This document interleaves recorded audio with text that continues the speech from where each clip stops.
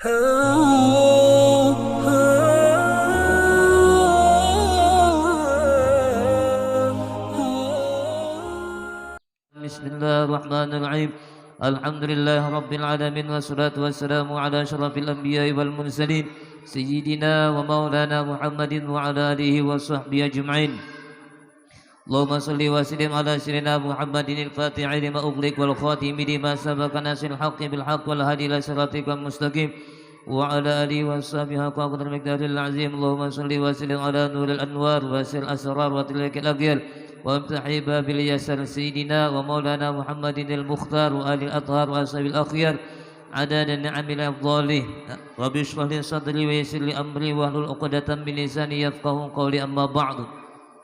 Alhamdulillah, puji dan syukur kita panjatkan kehadirat Allah Subhanahu wa taala. Dalam hari ini kita dapat kembali melanjutkan pengajian kita, di mana pada pertemuan 2 minggu yang lalu membahas tentang masalah rukun yang ketujuh, yaitu sujud, yaitu mengenai syarat-syarat sujud.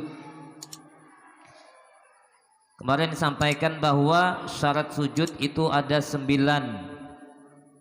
Yang pertama kemarin adalah tumakninah, kemudian yang kedua meletakkan sebagian dari kedua lututnya, kemudian ketiga meletakkan sebagian telapak tangannya, kemudian yang keempat meletakkan sebagian dari perut jari kedua kakinya, kemudian yang kelima menekankan kepala ke tempat sujud. Kemarin sampai poin 5, menekan kepala atau ini dahi ke tempat sujud.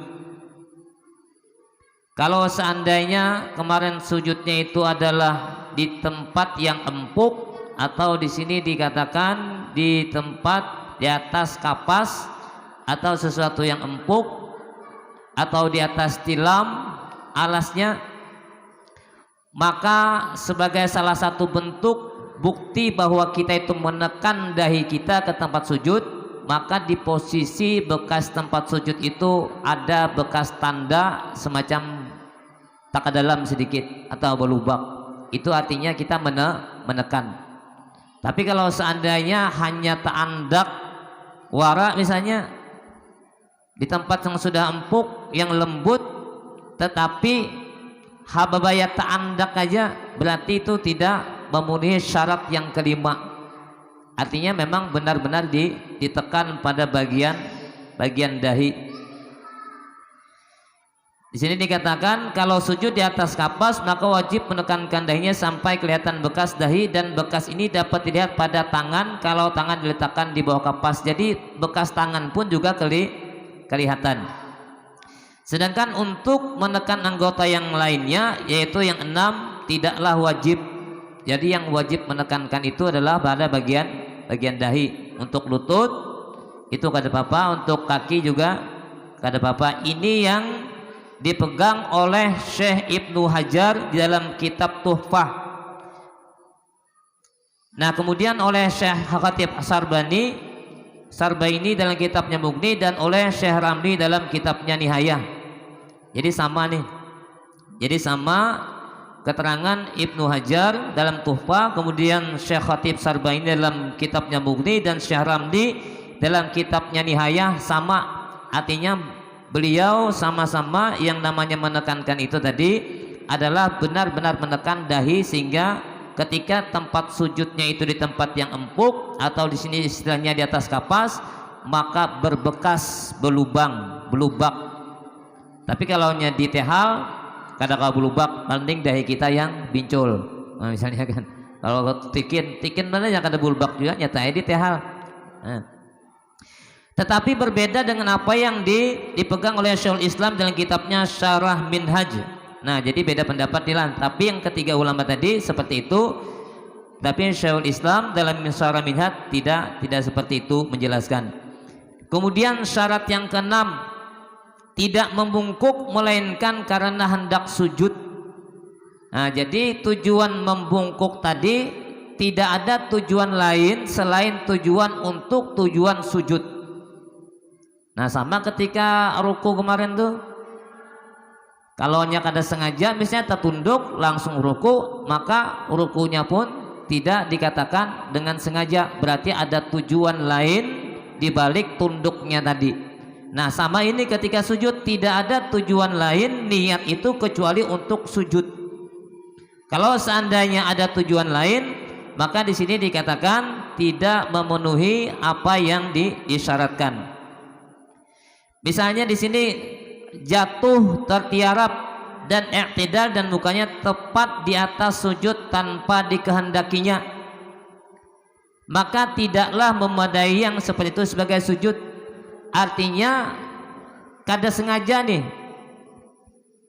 tak gugur, tak tunduk, kada sengaja, tetapi pas pada waktu tepat tak ke bawah, kebetulan dahinya ini tepat berada di posisi sujud, tapi niat utamanya pada waktu itu tidak untuk sujud. Nah, walaupun setelah itidal,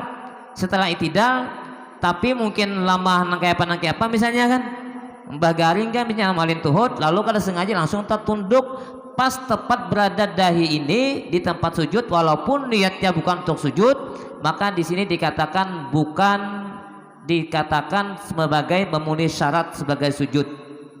Kalau itu terjadi, maka karena itu belum sujud niatnya, maka disuruh kembali untuk berdiri i'tidal, kembali berdiri serta tumakninahnya, kemudian sujud kembali. Kalau tadi kada sengaja. Tapi kalau niatnya memang sudah disengaja, tapi ketika hendak sujud misalnya sampai sudah setengah tunduk, langsung terjelapak dahi tempat ke tempat sujud, tapi niatnya sudah hendak sujud. Nah, maka itu dikatakan memenuhi syarat, karena memang awal niatnya tadi adalah untuk sujud, tapi karena mungkin fisik lemah, habis sakit, lalu kada sempurna gugurnya itu, langsung dahi menempel ke tempat sujud. Kalau itu yang terjadi, maka di sini dikatakan sudah memenuhi syarat sebagai syarat sujud yang keenam tadi.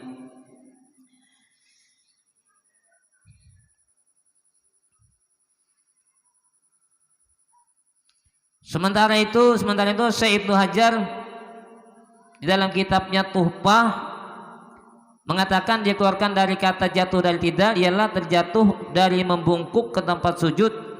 Umpamanya memulai membungkuk dalam melaksanakan sujud, tiba-tiba terjatuh dan mukanya tepat di tempat sujud, tidaklah mengapa. Ini yang lo jelaskan tadi. Tapi kalau terjatuh yang dahinya terkena tempat sujud dengan tujuan untuk memperkuat tubuh dalam posisi itu, atau terjatuh miring kemudian terbalik dengan tujuan membetulkan tubuhnya dan dahinya tepat ke tempat sujud, maka dalam bentuk ini kalau tidak diniatkan untuk tujuan sujud, maka tidaklah sah sujudnya, maka batal sujudnya. Misalnya nih gugur dalam makom, tapi gugurnya tuh bukan tujuan untuk sujud. Tadi yang penting intinya ginilah, intinya tujuannya tergantung dari hati awal pergerakan tadi. Kalau pergerakan hati tadi tujuannya adalah untuk sujud, walaupun sujudnya gugurnya itu misalnya kada sempurna, atau misalnya tehereng gugurnya, kada tadulu dahi misalnya nih, karena ada sesuatu lain sebagainya tadi, lalu tehereng nang ini lalu dibetulkan, nah maka pada saat itu boleh dikatakan memenuhi syarat sujud yang keenam tadi. Kenapa? Karena tujuan utamanya adalah pergerakannya perpindahan dari i'tidal tadi, niatnya untuk sujud walaupun jatuhnya tidak sempurna, kemudian diperbaiki posisinya. Kemudian yang ketujuh, meninggikan punggung dan kepala. Meninggikan punggung dan kepala, kalau kepalanya lebih tinggi dari punggungnya atau sama rata keduanya, maka tidak memenuhi syarat atau tidak memadai sujudnya karena bukan dinamakan sujud. Artinya yang namanya posisi sujud itu, posisi kepala itu jauh lebih rendah dibandingkan dengan punggung. Berarti punggung lebih tinggi. Berarti yang kayak ini posisinya. Kalau misalnya dengan alasan-alasan tertentu misalnya, lalu batis diluruskan, nah itu kan artinya sejajar tuh. Nah maka itu tidak dinamakan dengan sujud. Yang namanya sujud tadi, punggung itu posisinya jauh lebih tinggi daripada kepalanya.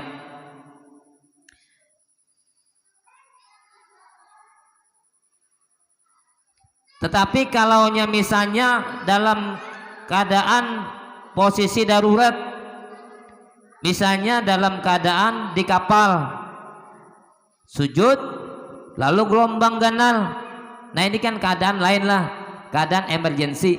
Tapi kalau keadaan yang normal tadi, maka posisi sujud yang seharusnya adalah kepala jauh lebih rendah dibandingkan dengan punggung. Tetapi kalaunya dalam keadaan kapal berlayar tadi, tubuhnya miring sehingga tidak dapat meninggikan punggungnya. Karena tubuhnya miring dalam keadaan ini boleh sholat seadanya dan sholatnya sah. Artinya tergantung keadaan tadi. Keadaan di kapal kadang memungkinkan untuk sujud begini. Bilanya sujud punggungnya di atas, biasanya goyang-goyang begini kan, kapal bergelombang. Lalu kada stabil, maka pada saat itu diperbolehkan. Tetapi pulang di sini dikatakan ia wajib mengulang sholatnya, karena yang seperti itu sekalipun ujur namun jarang terjadi. Nah, disuruh mengulang-ulang tabinya, walaupun boleh. Seorang yang menderita penyakit sehingga tidak dapat meninggikan punggungnya, hendaklah sujud menurut kemampuannya. Sama orang garing, misalnya sakit pinggang atau sakit lainnya, kadakawa sujud punggung lebih tinggi daripada kepala. Nah, maka semampunya aja.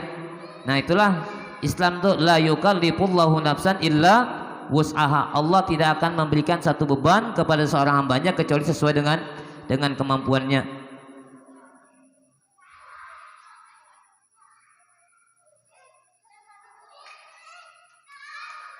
Disebutkan dalam kitab Raudhah dan Tuhfah, kalau seorang tidak dapat sujud dan hanya dapat sujud di atas bantal atau sesuatu yang serupa itu, maka wajib bersujud di atas bantal dengan meninggikan punggungnya dari kepalanya. Dan kalau tidak dapat dilaksanakan yang seperti itu, maka sujudnya seadanya. Nah, tadi juga pokoknya diusahakan bagaimana supaya punggung itu jauh lebih tinggi kalau dalam keadaan posisi stabil, dalam posisi normal, dalam keadaan stabil, keadaan yang wajar. Tapi kalau dalam keadaan sakit dan lain sebagainya, maka diperbolehkan.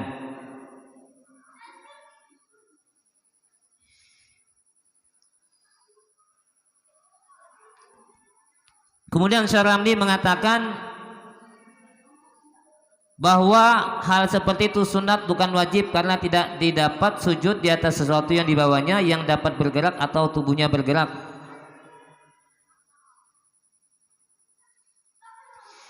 Baik berdiri maupun berduduk seperti ujung surban, lengan baju, karena yang seperti itu sama dengan sebagian dari tubuhnya. Nah, ini kemarin tidak boleh sujud di atas sesuatu yang bergerak. Termasuk kemarin adalah mukena dan surban. Kemarin sudah dijelaskan. Kalau sujud di atas yang seperti itu dengan sengaja dan tahu kan haramnya, maka batalah sholatnya. Dan jika tidak mengetahui, maka sholatnya tidak batal, tetapi wajib mengulang sujudnya. Kalau seandainya tahu setelah kejadian. Kalau sesuatu yang melekat pada tubuhnya tidak ikut bergerak, kalau tubuhnya bergerak seperti ujung kain yang panjang, maka tidaklah batal sholatnya karena hukumnya bercerai dari tubuhnya. Nah, ini artinya tidak melekat dari tubuh, dikeluarkan dari kata yang dibawa pada tubuhnya, seperti sujud di atas tempat tidur yang bergerak kalau tubuhnya bergerak. Nah, contoh kan kalau kita biasanya sholat di atas ranjang atau di atas kasur, kasurnya itu ada spray.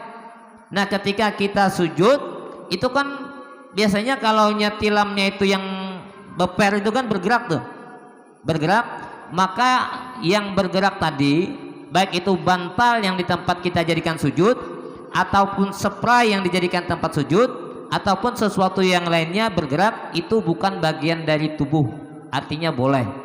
Yang tidak boleh tadi adalah pakaian yang melekat di tubuh kita yang bergerak.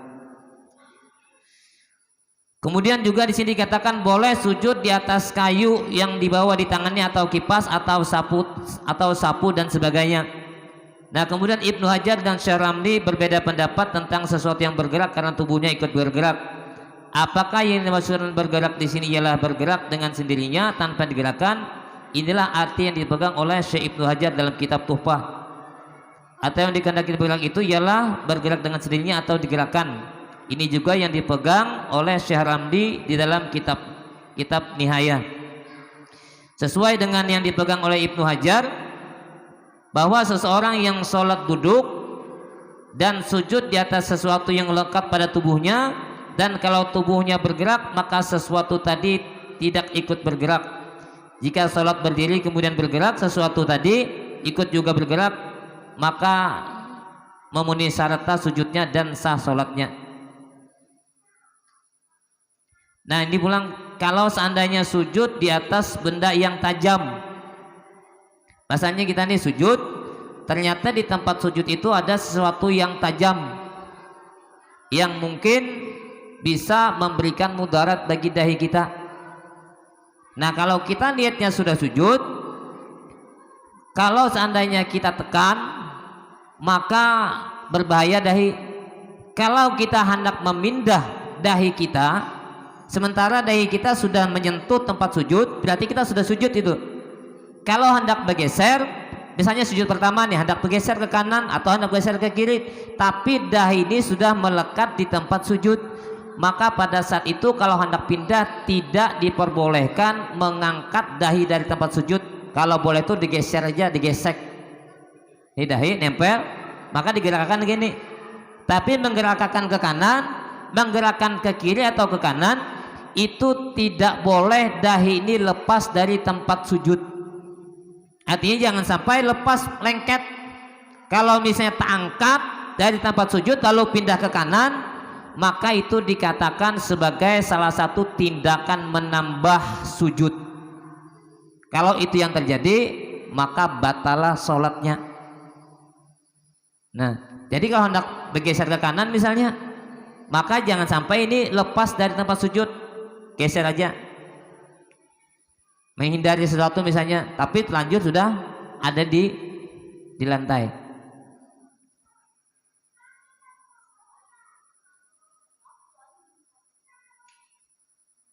Jika seseorang sujud di atas sesuatu yang tajam dan takut kalau dahinya luka, lalu dahinya diangkatnya sedikit dan sujud kedua kali di tempat lain, maka dilihat kalau pada sujud pertama diperoleh syarat-syarat sujud seperti menekan kepala dan meninggikan punggung, maka sholatnya batal. Ya tadi batal apabila sudah menekan dahi kita, punggung kita sudah berada di atas syaratnya tadi, kemudian kita geser dahi kita ke kanan, tetapi dahi ini tak angkat.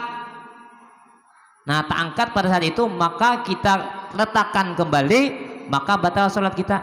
Atau misalnya kadang-kadang ada juga orang sujud kan, tapi sebelum selesai sujud pertama, entah ada apa, lalu dahi ini tak angkat sedikit, berarti kan selesai sudah sujud tuh.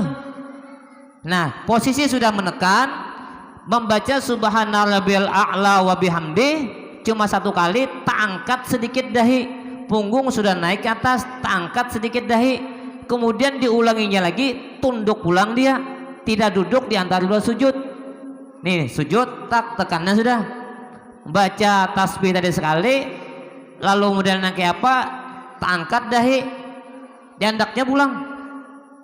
Nah, itu bukan berarti sudah sempurna sujudnya tadi, kepala sudah di atas, kemudian punggung sudah kepala sudah di bawah, punggung sudah di atas, dan sudah tumakninah diangkat sedikit, tapi kada duduk di antara sujud, diandaknya pulang, maka saat itu batal sholatnya karena dianggap menambah rukun sholat dan menambah sujud. Kalau seandainya tak angkat dua, maka kedosa lagi dilanjutkan subhanallahil a'la bihamdi, tak angkat, wah kedosa lagi babulek. Kalau babulek sujud lagi berarti batal sholatnya, berarti langsung duduk di antara dua sujud. Kan kadang-kadang apakah takajud, apakah laduman nggak bulan puasa meladung, astagfirullahaladzim, hati tak angkat sedikit, nah berarti itu sudah keluar dari sujud. Kemudian syarat yang ke-9, seluruh dahinya tidak berlapik, umpamanya pembalut luka pada seluruh dahi. Ini sudah kita jelaskan, alhamdulillah, cuma mungkin ini penekanannya, artinya tidak ada sesuatu yang menutupi menutupi dahi. Dan kalau dahinya berlapik maka tidaklah memenuhi syarat sujudnya. Akan tetapi kalau pembalut itu adalah pembalut luka yang sulit dilepaskan, nah ini sulit dilepaskan, maka boleh, maka sahlah sujudnya dan salatnya dengan tidak diqadha selama tidak ada di bawahnya najis yang tidak dimaafkan, artinya tempatnya suci. Tetapi kalau sulit melepaskannya sekalipun, belum sampai ke tingkat yang memperbolehkan bertayamum. Ada di sini mengatakan bahwa yang memperbolehkan itu apabila sampai pada tingkat diperbolehkan bertayamum. Hanjar boleh nih tetap diandak pembalut. Tapi kalau misalnya masih kada diperbolehkan bertayamum, maka pembalut itu harus dilepas. Itu dalam standar dalam keadaan dikatakan darurat, di sini emergency. Kalau sujud di atas sesuatu seperti daun kayu lalu melekat pada seluruh dahinya, nah maka dilihat kalau melekatnya itu sebelum sempurna semua syarat sujud, maka tidaklah sempurna sujudnya. Artinya sujud mungkin ada sesuatu nih di pasahapan, entah daun kah misalnya, sembahyang di hutan misalnya kan, tiba-tiba hendak sujud, tetapi sebelum sujud tadi ini belum sempurna, langsung menempel ke dahi lalu kita sujud, maka saat itu dikatakan bahwa sujudnya tidak memenuhi syarat karena menghalangi dahi dari tempat sujud, maka dibuang dulu tuh, dihilangkan.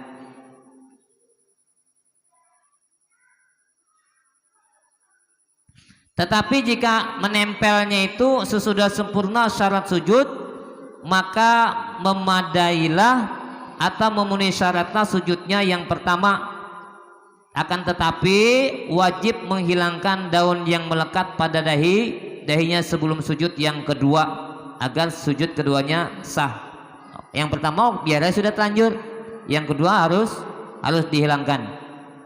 Karena kalau tidak dihilangkan dari dahinya, tidaklah sah sujudnya yang kedua. Karena kalau tidak dihilangkan dari dahinya, tidaklah sah sujudnya karena dianggap dahinya itu terdinding atau berlapik dengan sesuatu benda yang bergerak. Akan tetapi sujud yang lebih sempurna, di dalamnya dapat dikerjakan semua yang disunatkan dan terpelihara dari yang dimakruhkan. Yang disunatkan itu dikala mulai menunduk sujud mengucapkan takbir. Jadi mulai sujud itu Allahnya bergerak sudah tuh, Allah itu sudah mulai mengucapkan takbir tanpa mengangkat tangan, dan disunatkan tertib dalam meletakkan kedua lutut dan kedua tapak tangan dan dahinya. Ini sudah kita jelaskan bagaimana kemarin tertibnya sujud yang mana didahulukan. Nah, umpamanya di sini dicontohkan meletakkan kedua lutut, kemudian kedua tapak tangan, dan seterusnya dahi. Jadi lutut dulu, kemudian baru tangan, kemudian baru dahi. Walaupun ada juga versi lain yang mengatakan bahwa tidak mengapa apabila sujud itu setelah i'tidal tangan dulu. Nah, tapi untuk menengahi dua pendapat ini, itu dilakukan apabila yang bersangkutan itu ada sesuatu yang menghalangi dia sujud ketika yang pertama kali diletakkan adalah lutut.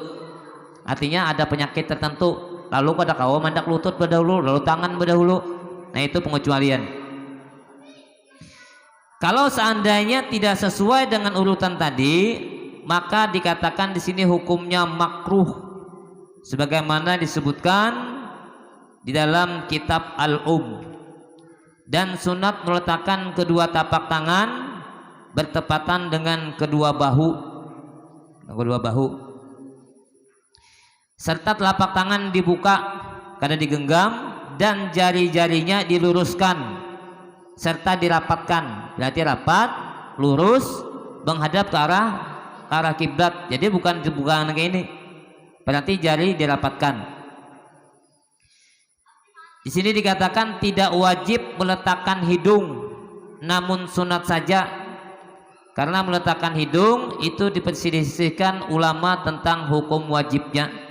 Jadi memang ada ulama yang mengatakan bahwa hidung ini juga wajib sujud itu diletakkan di tempat sujud.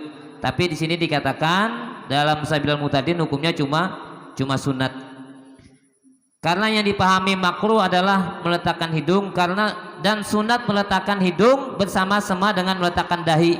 Artinya kalau seandainya kita itu sujud hendak meletakkan hidung kita ke tempat sujud, maka jangan sampai hidung berdahulu atau jangan sampai dahi berdahulu, tapi disunatkan tapaimbai, bersamaan antara dahi dengan hidung meletakkannya. Itu yang sunat.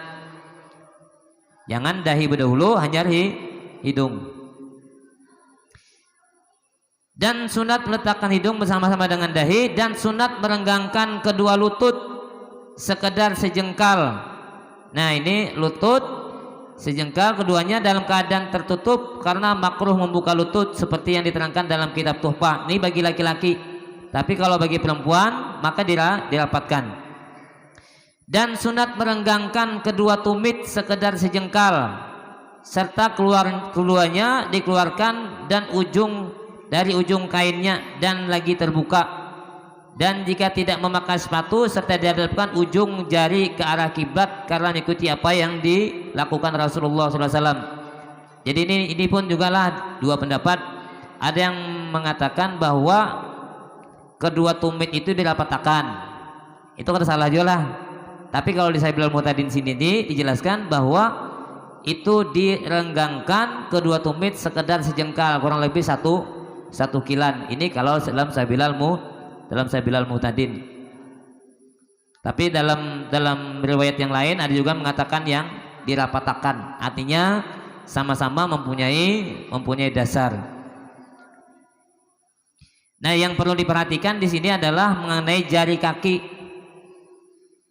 Jari kaki dalam Sabilul Mu'tadin ini dikatakan bahwa jari kaki itu yang paling bagus, yang paling afdal itu adalah diarahkan ke kiblat. Kalau diarahkan ke kiblat berarti terlipat nangga inilah. Kayak ini lah. Nah, terlipat. Kalau bandak nangga ini kan, kalau sedar bandak nangga ini berarti jarinya tuh kadang mengarah ke kiblat. Kalau di sini dikatakan mengarah ke kiblat, berarti mau ditalipat nangga ini. Kalau sekedar bandak seperti ini.